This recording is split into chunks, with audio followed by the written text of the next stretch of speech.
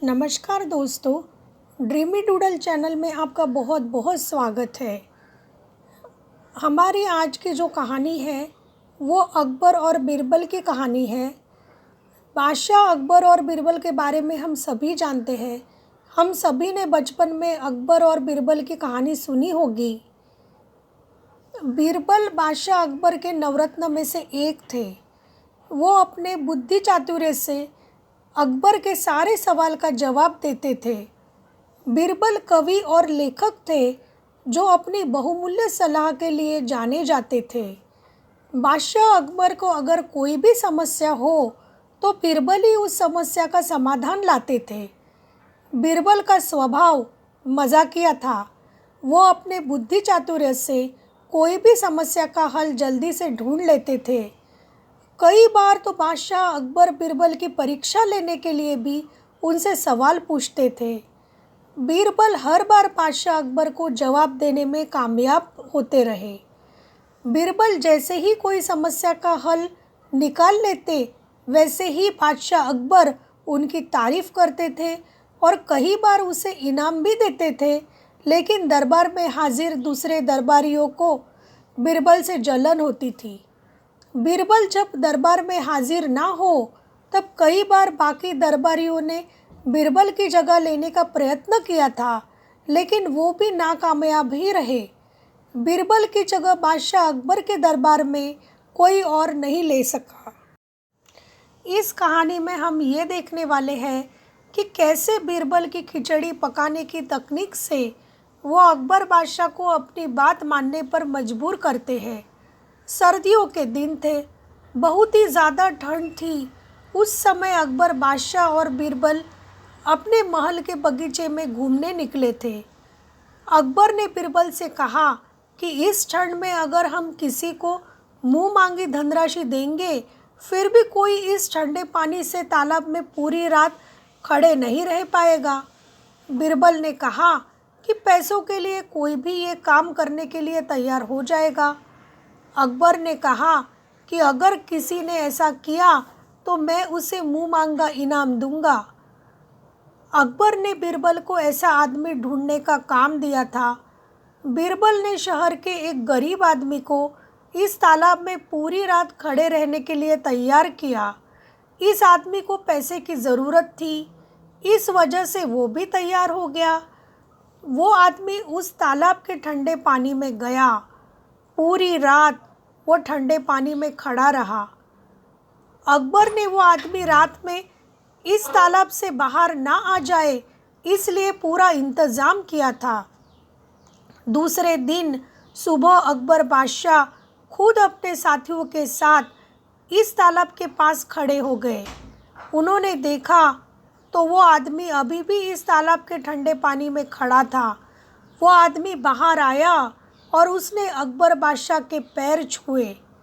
बादशाह ने कहा कि तुम इतनी ठंड में भी कैसे इस तालाब के ठंडे पानी में पूरी रात खड़े रह पाए। वो आदमी बोला कि ठंड तो मुझे भी बहुत लगती थी महाराज, पर आपके महल की छत पर जलते हुए दीपक को देखकर मैंने पूरी रात बिताई। ये सुनकर बादशाह बोले कि इसका मतलब यह हुआ कि तुम उस दीपक की गर्मी मिलने के कारण ही पूरी रात इस तालाब में रह पाए। मैं तुम्हें अब कोई भी इनाम नहीं दूंगा।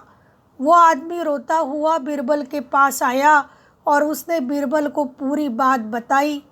उसने बीरबल को निवेदन किया कि उसे न्याय मिले। हमें हर वक्त अपने आप को बेहतर बनाना चाहिए, पैसों की कीमत क्यों करनी चाहिए, वो आगे हम ये कहानी में देखेंगे। दूसरे ही दिन बीरबल दरबार में नहीं आए। बादशाह ने बीरबल को बुलाने के लिए अपने सिपाही को भेजा। सिपाही ने आकर बादशाह को बोला कि बीरबल साहब खिचड़ी पका रहे हैं। बीरबल की खिचड़ी पक जाने के बाद ही वे दरबार में आएंगे। काफ़ी देर हो गई फिर भी बीरबल दरबार में नहीं आए। उस वजह से अकबर खुद अपने सिपाही के साथ बीरबल के घर पहुँचे। वहाँ जाकर अकबर ने देखा कि 3 लंबे बांसों के ऊपर एक हंडियों में चावल डालकर उसे लटकाया जा रहा था।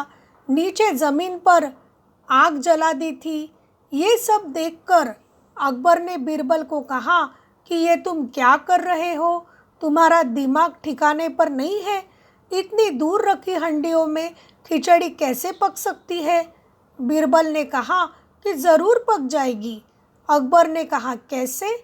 बीरबल ने कहा, जैसे महल के ऊपर जल रहे दीपक की गर्मी के कारण वो आदमी पूरी रात तालाब के पानी में खड़ा रहा, वैसे सोचिए जैसे वो आदमी, आपको इतनी दूर जल रहे दीपक की गर्मी मिली और वो पूरी रात उस ठंडे पानी के तालाब में रह गया, तो फिर मेरी यह खिचड़ी क्यों नहीं पकेगी? जहाँपना ज़रूर पकेगी। बीरबल की खिचड़ी पकने की तकनीक से अकबर को सब कुछ पता चल गया।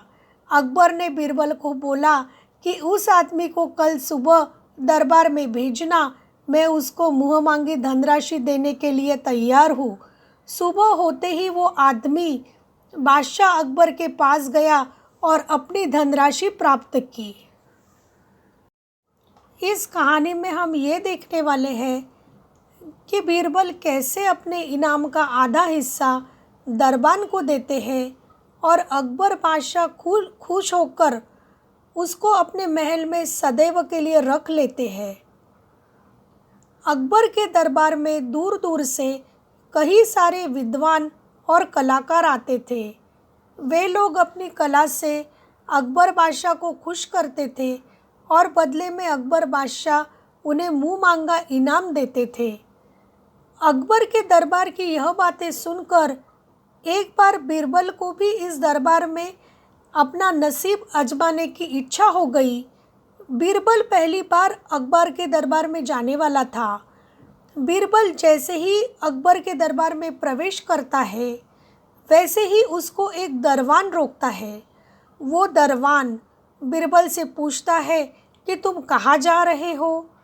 बीरबल ने बड़े ही विनम्र होकर बोला कि मुझे बादशाह अकबर से मिलना है। दरवान ने बोला कि क्या आपको पता नहीं है कि मुझे खुश करने से पहले कोई भी अंदर महल में प्रवेश नहीं कर सकता? बीरबल ने बोला कि अभी इस वक्त तो मेरे पास आपको देने के लिए कुछ भी नहीं है।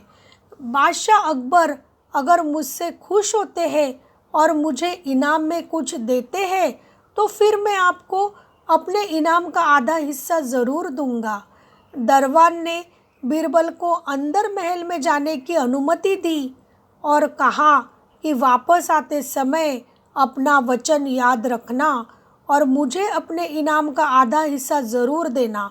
बीरबल ने कहा, जी ज़रूर याद रखूँगा। बीरबल इस वक्त पहली बार बादशाह अकबर के दरबार में गए थे, पर वो बहुत ही ज़्यादा बुद्धिशाली थे। उन्होंने अपनी कविताएं और बुद्धि चातुर्य की बातें करके न केवल अकबर बल्कि सारे दरबार को खुश कर दिया। अकबर बादशाह ने खुश होकर बीरबल को इनाम में जो चाहिए वो मांगो ऐसे कहा। बीरबल ने कहा, अगर आप मुझसे खुश हो गए तो फिर मुझे चाबुक से 100 फटके मार दीजिए। बीरबल की ऐसी अजीब बात सुनकर अकबर ने कहा, ये तुम क्या बोल रहे हो? तुम मुझसे इनाम में और कुछ मांगो। बीरबल ने कहा, जी मुझे इनाम में यही चाहिए। बहुत समझाने के बाद भी बीरबल नहीं समझे और उन्होंने कहा कि मुझे इनाम में यही चाहिए। आखिर बादशाह अकबर ने बीरबल की बात मानी। अकबर ने अपने एक नौकर को बुलाया और कहा कि बीरबल को धीरे से चाबुक के 100 फटके दो। नौकर ने बीरबल को फटके देना शुरू कर दिया। जैसे ही 50 फटके पूरे हुए, बीरबल ने नौकर को रोका और कहा कि अब तुम रुक जाओ, मेरा एक साथीदार बाहर खड़ा है। मेरे इनाम का आधा हिस्सा मैंने उनको देने का वचन दिया है।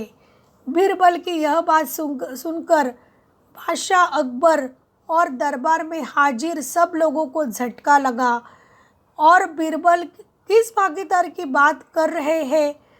अकबर ने अंदर से कहा, बुलाओ उस भागीदार को। बीरबल ने उस दरवान को अंदर बुलाया। जैसे ही वो दरवान अंदर आया कि बीरबल ने अकबर से कहा कि इस दरवान को मैंने वचन दिया था महाराज कि मैं अपने इनाम का आधा हिस्सा उसे ज़रूर दूंगा। बीरबल ने कहा, इसलिए मुझे अपना वचन याद रखना चाहिए और मैं अपने इनाम का आधा हिस्सा उसे देने के लिए तैयार हूँ। इतना सुनते ही बादशाह अकबर सब कुछ समझ गए। अकबर को पता चल गया कि मेरे इस दरबान ने बीरबल से रिश्वत मांगी थी, इसलिए बीरबल ने उस दरबान को समझाने के लिए ऐसी अजीब इनाम की मांग की।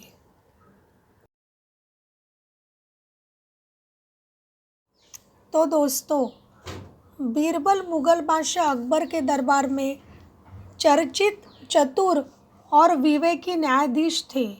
उनका ज्ञान, प्रतिभा और विवेक का परिचय उन्हें देश भर में मशहूर करता है।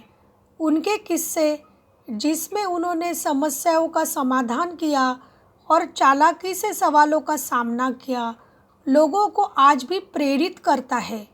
उनकी बुद्धिमत्ता, व्यावसायिकता और अद्भुत बोलचाल की कहानियाँ इस देश के सांस्कृतिक धरोहर की अभिन्न हिस्सा बन चुकी है।